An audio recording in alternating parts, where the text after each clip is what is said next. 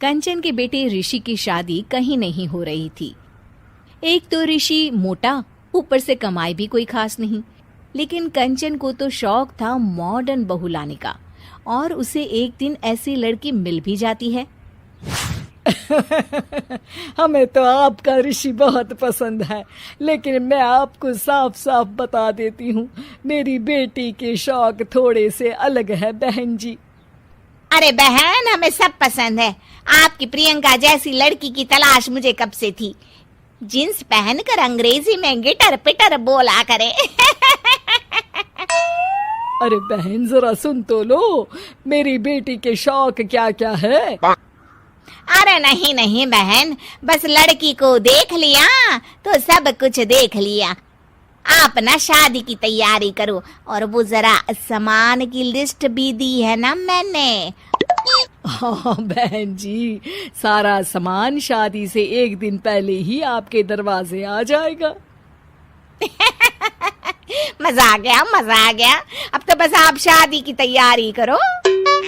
प्रियंका के माता पिता के जाने के बाद कंचन का पति उससे कहता है, अरे भाग्यवान, तुम तो कुछ ज्यादा ही जल्दी दिखा रही थी शादी की। अरे बोलने तो देती, लड़की की माँ क्या बोलना चाह रही थी।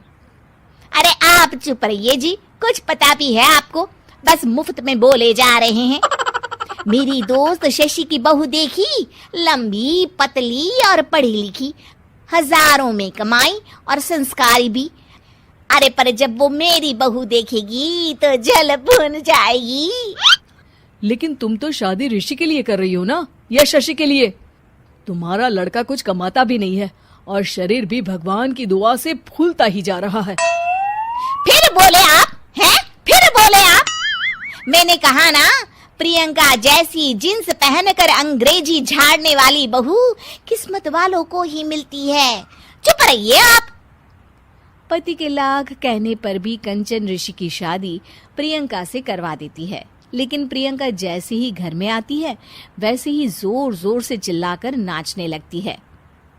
आज मेरे यार की शादी है, आज मेरे यार की शादी है। अरे नाचो मां नाचो। आज मेरे यार की शादी है। कंचन, उसका पति और ऋषि ये देखकर हैरान रह जाते हैं।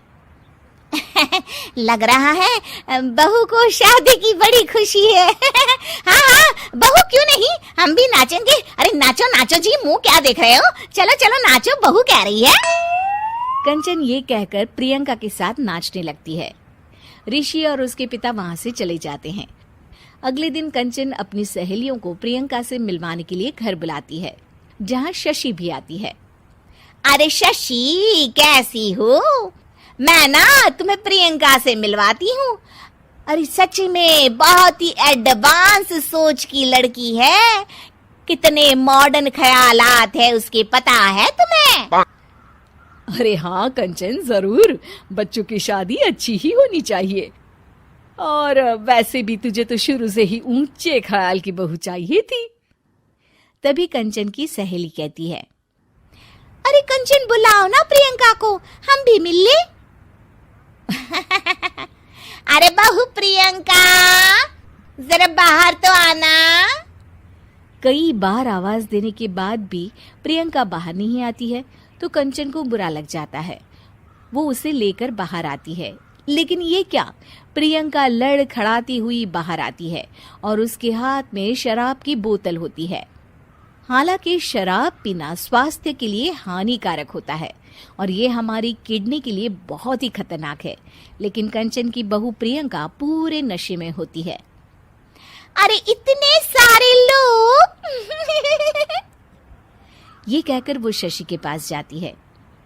आंटी जी, पत्ते खेलेंगी, पत्ते। अरे दूर हो, दूर हो, तुम्हारे मुंह से तो शराब की बदबू आ रही है।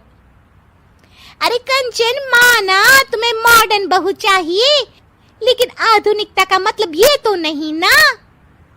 बुरा ना मानना कंचन, तुम्हें पता था कि तुम्हारे बेटे की कमाई और शरीर दोनों ही ठीक नहीं है, तो तुम्हें उसी हिसाब की लड़की से शादी करवानी चाहिए थी।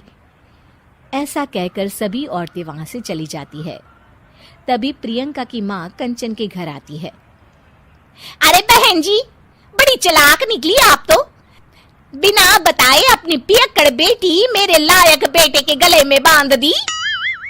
आय हाय, बड़ी आई बिना बताए। उस दिन जब मैं ये बात बता रही थी तो तुम तो सुनने को भी तैयार नहीं थी। अब भुगतो तुम। ये कहकर वो वहां से वापस चली जाती है।